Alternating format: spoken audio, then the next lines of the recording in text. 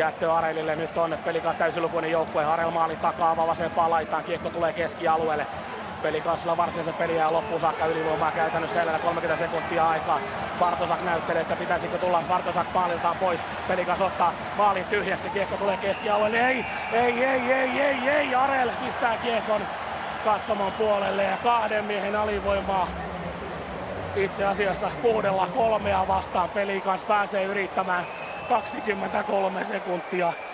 Ei todellakaan näin.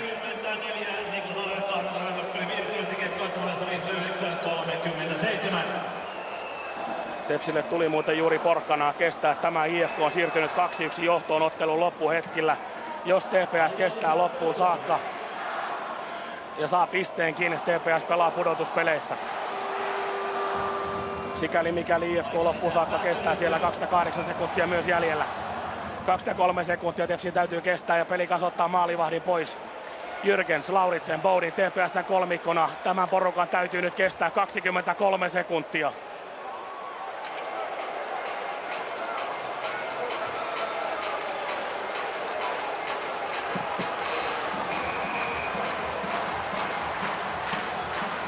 Nyt tarvitaan kaikki kiekkojumalat Turun Palloseuran puolelle.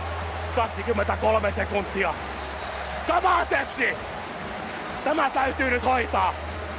JC Boudin TPS aloittajaksi.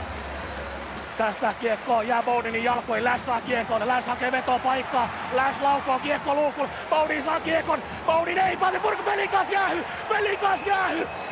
12 sekuntia ja varsinaista peliaikaa jäljelle. IFK on voittanut! IFK on voittanut! TPS täytyy kestää enää 12 sekuntia.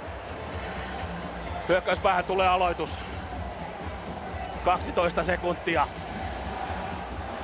12 sekuntia erottaa Turun Palloseuran pudotuspeleistä.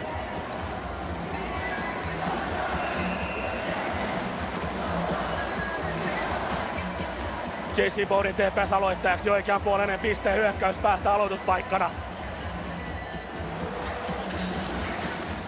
Boudin voittaa aloituksen. Jürgens ottaa kiekon. Jürgens vie kiekon kohti kulmaa. 8 sekuntia aikaa. Vielä lähtee Pelikas hyökkäämään. 5, 4, 3, 2, 1. Tukiainen laukoo. Mennään torjuu! Tepsi menee playoffeihin! TPS menee playoffeihin! Aivan sama miten tämä ottelu päättyy. TPS pelaa tällä kaudella pudotuspeleissä.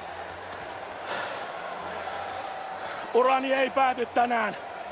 Ohjelmatoimisto Turun Palloseura Oy AB hoitaa meidän bändille ainakin 3 lisäkeikkaa pudotuspelien puolella. Terveisiä Lappeenrantaan, Raipe Helmiselle ja kumppaneille. Täältä tullaan ensi viikolla. Ai että tekee hyvää, ette uskokaan.